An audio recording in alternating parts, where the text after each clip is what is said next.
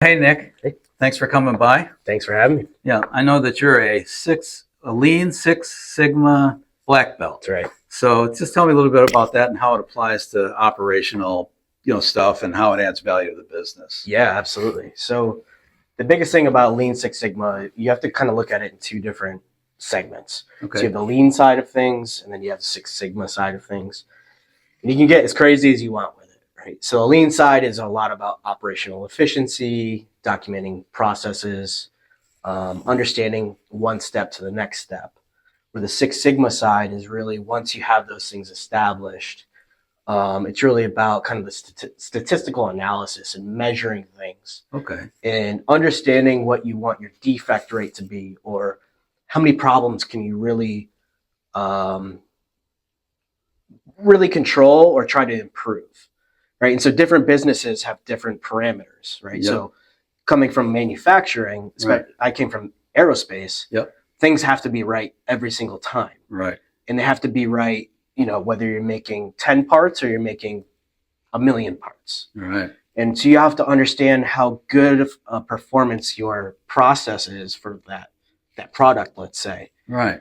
And so understanding, okay, where are my potential hiccups or potential for things to go wrong? Yep. How are we measuring that Measuring that. on a part by part basis or a process basis? Yeah. And then just understanding like how much you have to work that part, and where it kind of goes back to the lean side is understanding, are you over processing a part? Are you over moving a part? So the lean is about just not wasting time or not wasting money. Yeah, a huge component of lean is eliminating waste. Mm-hmm. Right? And so they break it down into 8 different wastes that you can identify in your process. Right. And so you just break it down step by step. Right. And a lot of it is just is sitting there and just analyzing and looking and understanding movement and understanding what does it take to actually time and create motion something. stuff. And Time and motion. Yeah, I have a funny example, but this made such a huge improvement in the manufacturing business that I was involved with. So I was a manufacturing engineer at the time before I got into operations, and so I had this product line, and it was an overhead crane that had a big, huge mold, probably about the size of this table. And I just sat there watching the operator, and I had such a good relationship with the operator. And he would just get so aggravated because you have this overhead crane trying to drop this mold down, no guide pins or anything to really get you in position. And so you're constantly looking at it. And it just occurred to me, I took a Sharpie and I said, let's figure out where we have to be on the floor. And I literally put a mark on the floor. Right. And it saved them, minutes per part. Amazing. But for a 30-cent Sharpie, right. for a, multi-$100,000 part or whatever it was. Wow. Yeah. It's just looking at things kind of a little bit more clearly, a little bit more objectively. Yeah. So you're sort of just looking top down in terms of what's going on inside maybe a manufacturing plant or whatever. And I know I've always heard of Six Sigma, being kind of like the big thing that came out of Toyota or whatever. Yeah, Toyota was a like big one. Big corporation type thing. Yeah. How would it apply to a smaller business that maybe is, I don't know, light manufacturing or maybe not even a manufacturing business? Do those principles kind of still work for the smaller privately held business? Absolutely. So with my experience coming from manufacturing and high scale manufacturing, Yep. I then went into a business that was roofing. Okay. So Right. a small family thing? Yeah, small family business. We were roughly at that time less than 10 people. Right. And looking at, okay, what if any processes and steps in the process do we have? Like how many times up and down the ladders they go or whatever? Looking at that, but even just like on, customer acquisition and what happens okay. when someone calls the office, like what's step 1, what's step 2, who owns what okay. All right. in those steps. So the sales process too. The sales process all the way from marketing, trying to get a customer to what happens once they call. Oh, okay. Once they call, the sales team going out and converting that into a sale. Yep. And then from the sales team going to operations, and then from operations going to kind of the back end of things, billing and things like that. So each one of those is its own Six Sigma process kind of and analysis? yeah, you can definitely, it's endless, right? And Yeah. so when you have a big corporation Yeah. making millions and millions of parts, Right. you're looking at cents. You're trying to save cents per part. Right. But when you're looking at, in my case, roofing, where it's, a little bit slower, Yep. One project is maybe a little bit more money. Yeah.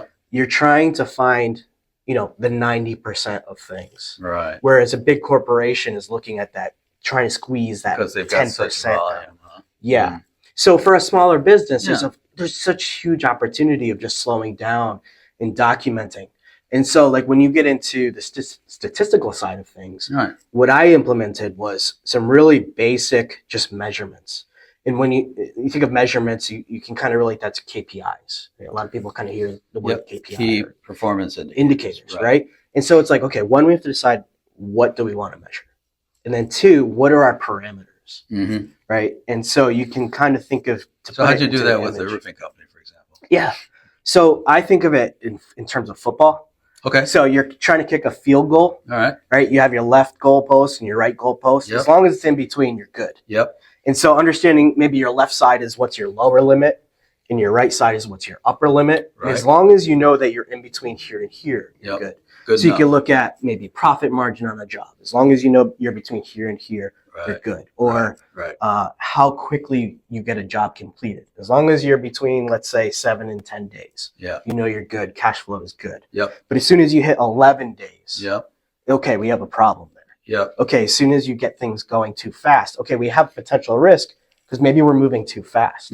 Or if we're consistently measuring that we're less than 7 days, well, maybe there's some key process improvements that we can implement into the business. You move the goalpost. To move the goalpost. So now we're between 5 and 7 days. Okay. Right? And so now you can crank out more jobs a lot faster. Right. And now your cash flow goes up or your profit margin goes up. Right.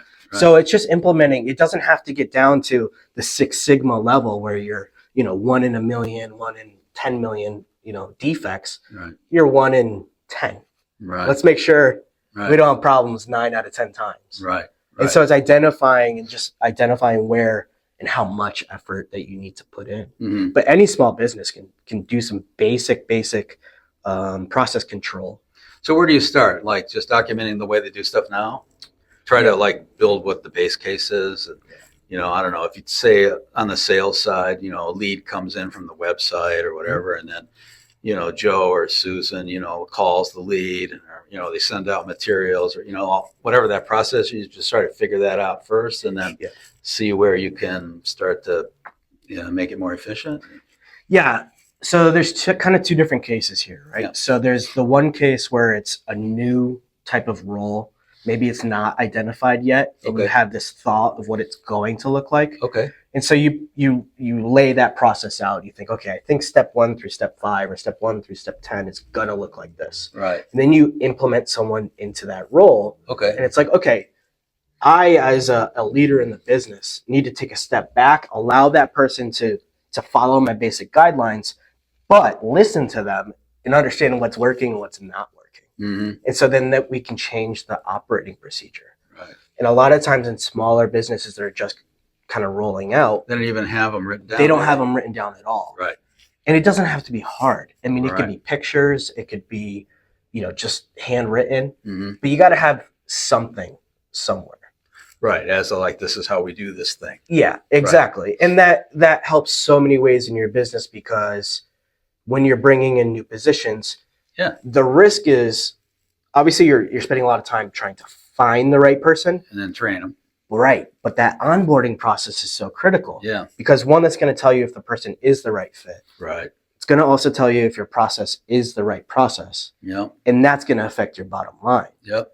Right. And so I think there needs to be a lot of humility and in listening to the person. Like we've always done it this way and that kind of stuff. Right. And I think as we tend to be smart people, we tend to think that our way, it's my way or the highway. Definitely. When you really got to be humble and look at the person who's actually doing the job and get their feedback. Right.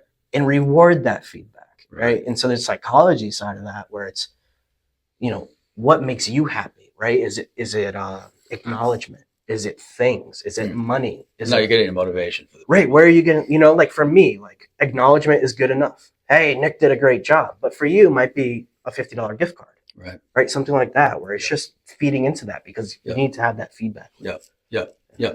So it's not just processes; it's more organizational, the management style, and all of that. It all feeds into the sort of the whole Six Sigma Yeah. thing eventually, or Yeah. So the cool thing about Six Sigma is there's a belt system. a Right? belt. A belt system. Belt. Yeah. So think of like karate, right? Right. So We have the black belt and all that. yeah. So the first step of kind of the lean Six Sigma is they call it a white belt. Some people acknowledge it, some people don't. Yeah. But it's a very basic, like, this is kind of how we operate. This is what we look at. So that's just documenting the way you're doing stuff now and then looking for improvements. At the best. At yeah. the best. At the best. But then you get into green belt. And green belt is really where you're working with generally someone who is a black belt or a master black belt and kind of starting to study. In the black belt's role, in the master black belt's role, is to say, hey, this is how we operate. These are the things that we measure. This is how precise we need to be. The green belt is now going to be the implementer. Okay, I see. Yeah. Oh, interesting. So when you go into a small business, they don't have a lot of extra people standing around. Yeah. It's usually like everyone's wearing 3 hats. Absolutely. And so forth. So you first have to figure out kind of who's doing what. Yeah.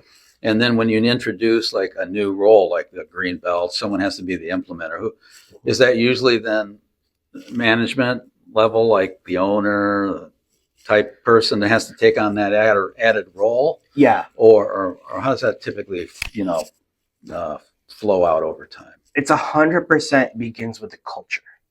It has to be built into the culture. And that's what you see with the Toyota production system. Yep. There's a great book called The Toyota Way. And it Yeah, goes I've heard through of the that. whole lean process and Yep. where it came from. Yep. I think Motorola had a similar system. Yeah. But it has to be built into the culture and this is how we operate just fundamentally. Because if you don't have the buy-in from the owner, from the management to say, like, this is how we do things and why we measure things, Right. it's just a free-for-all. Yep. And so you can't have someone who's maybe like quote unquote lower level trying to implement lean processes because it's not going to work that way. Right. It's got to be Right. fundamental. Yeah. Particularly in a small business, which, the owner or maybe the co-owners, partners, whatever, they're it. Yeah. They're making all the management decisions. Yeah. And then it's a matter of trying to identify where you can save them in terms of operational efficiency, I guess. Yeah. Is that kind of where it shakes out? Or Yeah. does it go deeper than that for a smaller business? It goes in line with like how do they operate as a human, right? Okay. Their style, right? So like a lot of the entrepreneurs that I meet, they're type A. Yep. They built the business. It's been 20 years in the business. They, kind of everything revolves around them and maybe a couple other key people. That's a problem. That is when they go to, what's the value of this business, and I get involved with planning for them. Yeah. It's like, well, it's not worth a whole heck of a lot if it's not transferable. 100%. And if you're not going with it, then it's what he's selling, all of Yeah, that, I'm so glad you brought that up. So when you bring in, certainly you got to start with documenting what they do. Yeah. Do some due diligence and find out kind of how it is. And then you have to build in sort of the redundancy or a team that can take on those roles so that, Mr. Owner, co-owner can leave on a extended vacation. The place doesn't fall apart. Well, that's like the greatest test an owner can do. And we went through that in the roofing company. You did.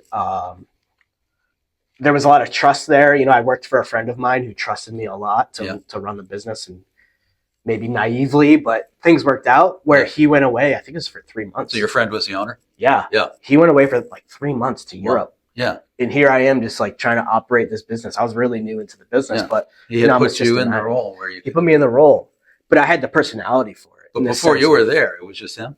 It was just him. Yeah. He had like an admin. Just by bringing you in and getting you up to speed, he probably doubled the value of his business. Well, that's where you get into like, okay, if you're an owner operator, to get out of the business, you have to define, how do I replace myself? And it's generally implementing some key, maybe mid to upper level management or a general manager, right? If you have the time and the effort to do that. But that takes time to find that person. It does. And that person has to be back to culture, like culturally aligned with how you want that business to operate. Right. Because when you're leaving that business, you're depending, especially for that new owner, to be able to depend on that person. Definitely. Right. Yeah. And systems, like if those aren't documented, what is the new owner buying?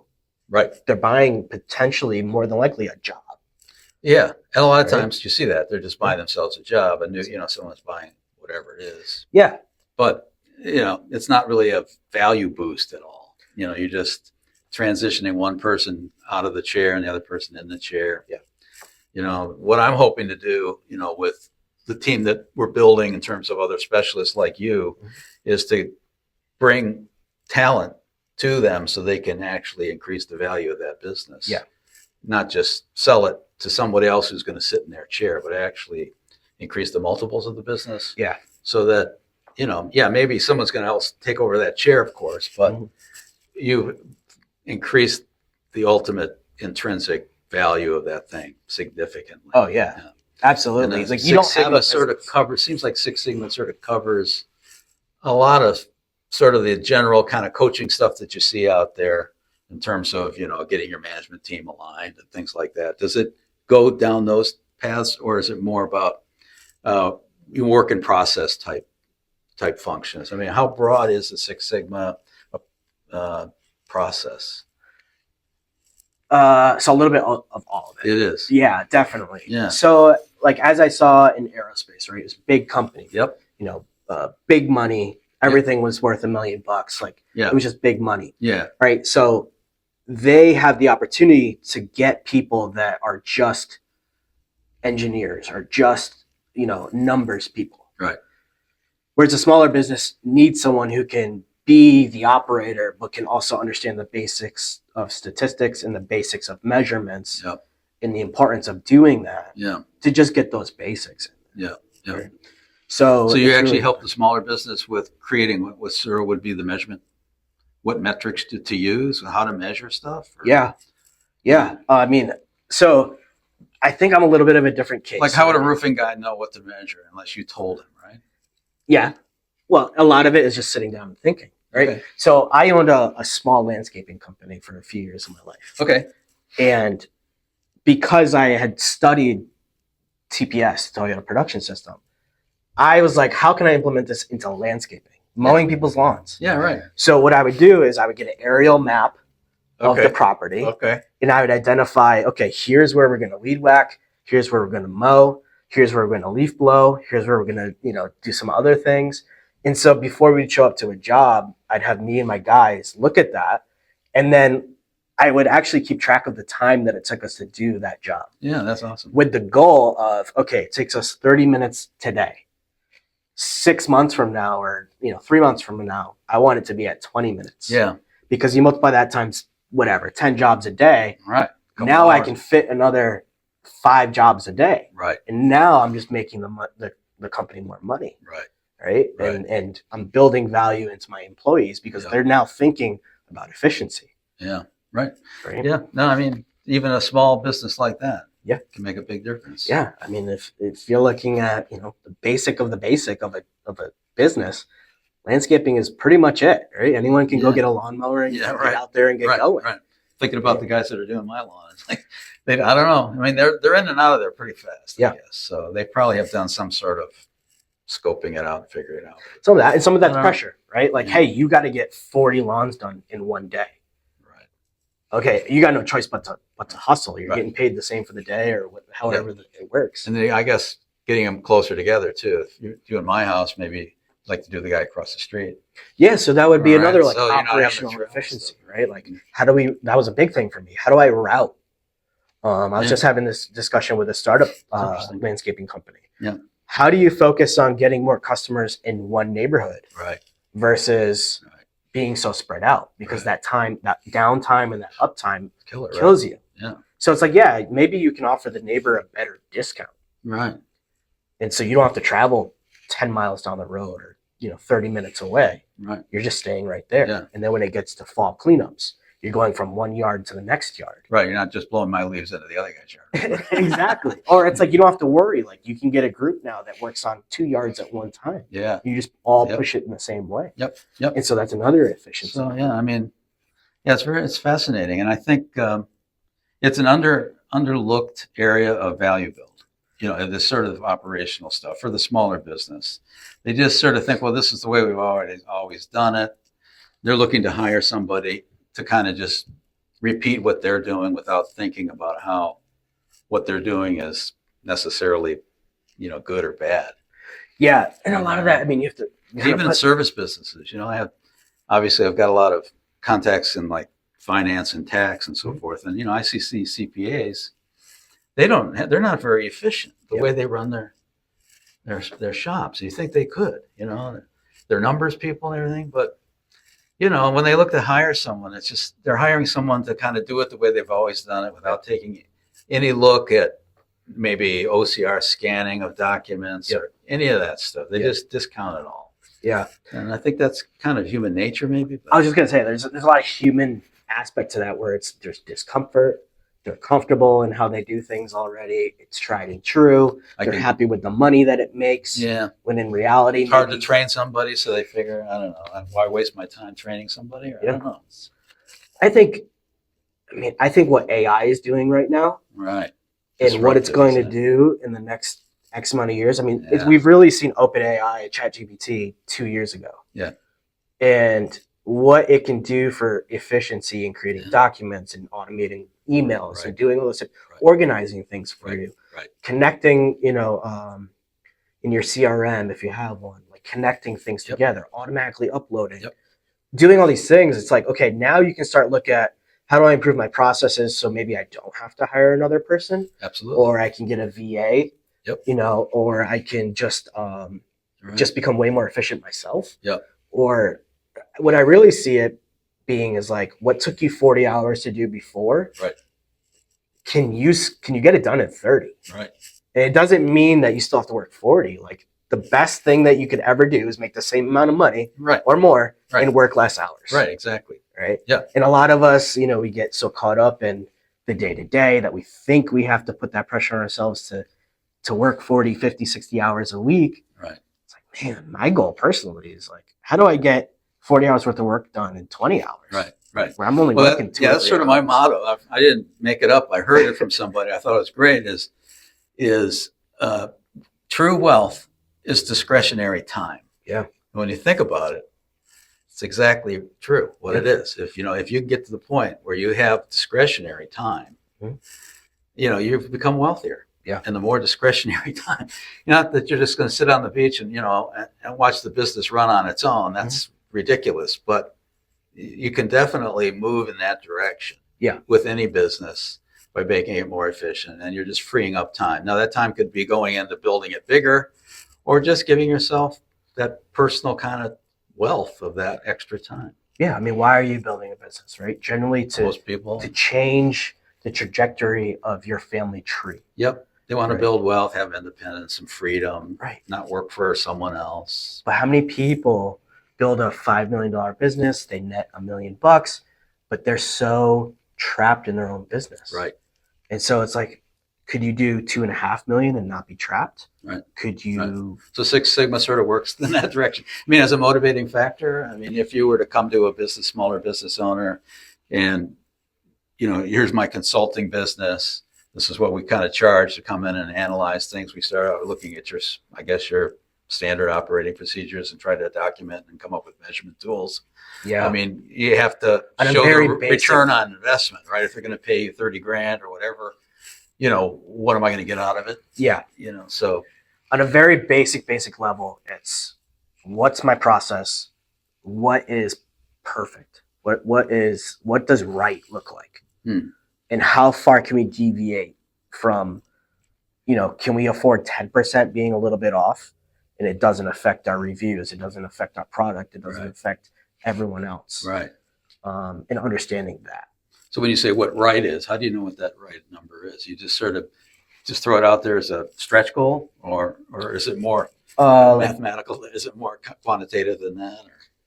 It can be. It can be, right? And it all depends on what you're doing, right? So, if you're building a physical product, right, then it's easier, I guess, right? It's a little bit easier because it's physical, right? Whereas like something that's electronic, you don't feel it, right? You don't feel it, and so it's like it doesn't feel right, and you're really interested in the feedback from the customer. Like, do they feel like it's right?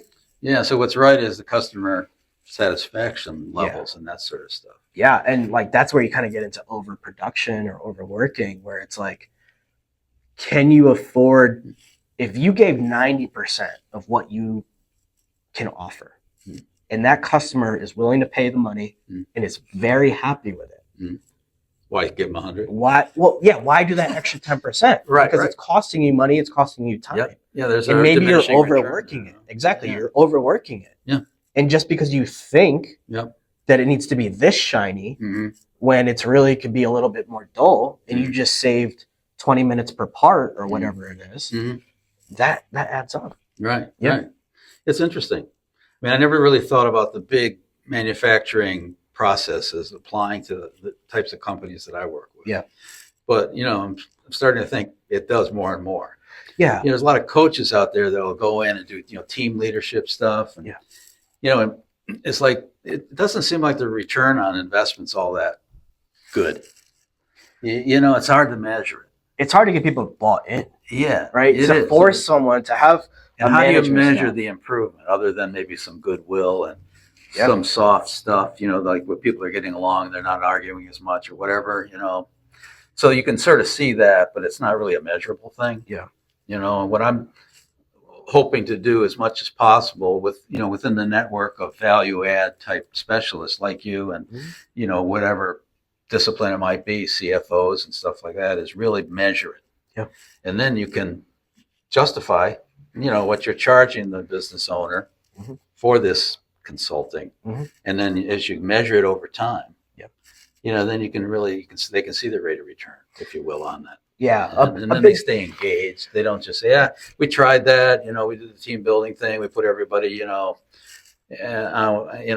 room at a hotel, and we did this, and, they got like a little bump, and then that's what you usually hear. Yeah. And that's not a good outcome. Yeah. And the core of that is the culture isn't there. Yeah. The culture, right. I'm trying to force you to think this way because I think as a business owner, it's the right way to do things, or that's the direction we need to take things. Yep. So if your management team isn't fully bought into that, and then it can roll down, you have to reconsider your management team potentially, because you might have to replace people. Right. They're just not the right person anymore. They're not the person that we need. And that's a hard thing to go through. Right. And so you'll spend time just understanding the culture at the very beginning. Oh, it's critical. Steps, Absolutely critical. Right. Because you can get more performance out of people if the culture is right, and there's recognition, and there's but there needs to be repeated training, and it needs to be a systematic approach to training. Right. How often are we meeting? Right. Who's in the meeting? Why do they need to be there? I think Jeff Bezos doesn't allow meetings to be longer than 30 minutes or something, and no more than one pizza or two pizzas with people. My dad had a rule: count the number of people around the table times 5 minutes. That's how long our meeting's going to be. That's great. Absolutely. And it kind of did work. Yeah. I mean, it's like, okay, we got 20 minutes, just 4 people. Yeah. And they get stuff done, and then think of pretty smart, really. Think of the cost of your management team. Yeah.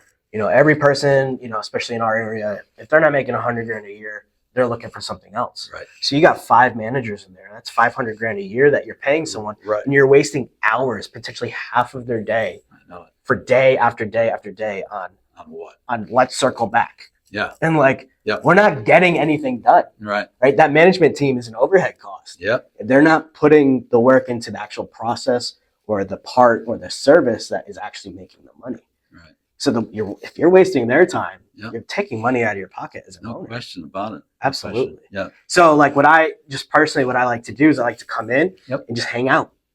Okay. Just talk. Just be a fly on the wall kind of guy? Fly on the wall, 100%. Walk around? Just be studious. And so they tell you, who's that guy over there? And how do they introduce you? Or he's just going to be walking around? Or do they explain what they're, so it's not, you're not being like, what is this guy? There must be some way that you sort of get introduced, or they position you in the... It depends on where the company is at in their journey. Yeah. Right. If it's very upper management ownership only, is saying I need a guy like Nick to come into my business. Yeah. That puts almost a lot of pressure on me because now I'm taking on the role to try to change the culture. Yeah. Right? I keep saying culture. Yeah, right. Whereas instead, if they're a little bit later in their journey, they've read a few books, they think that they've gone through a few trainings, and they just need someone who has experience in doing it Yeah. to come in and say, okay, I just need to do it, right? Or work with my guys to kind of oversee that it's doing it. That's a whole different approach. Right. So oftentimes you just brought in, like, he's just going to observe and then come back to us with some observations. And we're not looking to replace people. So you got to sort of take the pressure off, right? In terms of just let him hang out. And if he asks questions, go ahead and just freely talk to him. And yeah, I mean, and as that long kind as like if the owner is saying like, hey, this guy's cool. Mhm. Like he's not looking to get rid of your job. He's Right. That's people's biggest concern is, Yeah, is right. this guy trying to cut my job out? Right. And that's a very scary feeling. I mean, Yeah. I've seen it a million times, and it's no, that's not why we're here. We're actually here to make your job easier. Yep. Right. Especially in a very physical type of environment. Right. No, like I don't want you to get hurt. You know, you're using this lever and trying to flip this thing, and it's hot or whatever. Yeah. Like, Right. how do we get you out of that? Right? Like, is there a robot? Yeah. You know, is Are there there things that you're doing that we can make easier for you? Yeah. Yeah. Yeah. And so especially on the Lean Six Sigma side of things, it's potentially a very long-term transition. Okay. That was one of my questions. Mentors, the guy who got me started in Lean, Bill Greeter, phenomenal guy, transformed his business from a business that was failing on, very much on the line of going out of business, completely immersed himself in Lean Six Sigma, and completely transformed the profitability of his business, the culture of his business, ended up selling the business, I think, to one of his partners, and now just coaches other businesses like I do. And he's been with the same clients for 5-6 years. And it's just, at this point, it's a weekly check-in. Hey, how's everything doing? Yep. But he's there to make sure that the ownership is staying on track. Mm-hmm. Right? At some point, you kind of just need that hand to say, hey, like, we got to stay on track. Yeah, otherwise you stagnate. You stagnate, Right. You get comfortable. Right. Yeah. So Yeah, I've seen it in my own business many times. it's human nature. Yeah, it is. Right? Like, feels good. Yeah. Comfortable. Yeah. Making enough money. Yeah, exactly. We're cool. Yeah. But then, like, there's a whole other realm, like how you can differentiate yourself to your competitors. Right. Right? Like, you can make the same product, but if you're so operationally efficient that you could either decrease your price or get it to someone deliver faster, more. Right. or like that's where your competitive advantage is. Right. So now it costs you way less money to build that thing, Right. or do that service, Right. and you're giving it to your customers for a discount. So now they're coming back to you, or you're giving them, some coupons to be able to come back to you. Like, Right. sky's the limit. Like, Yeah, I mean, so many businesses are commoditized. Yeah. And you could just go down the list. I mean, it's just becoming more and more relevant with technology and things like that. Things are just becoming commoditized. They didn't used to be. the Amazon effect. Yeah, the Amazon effect. I mean, it really is true. Mhm. It's really happening. Well, this has been great. Thanks. I've enjoyed it. Cool. Thank you very much. You're very welcome. Thanks for having me. You're welcome. Awesome.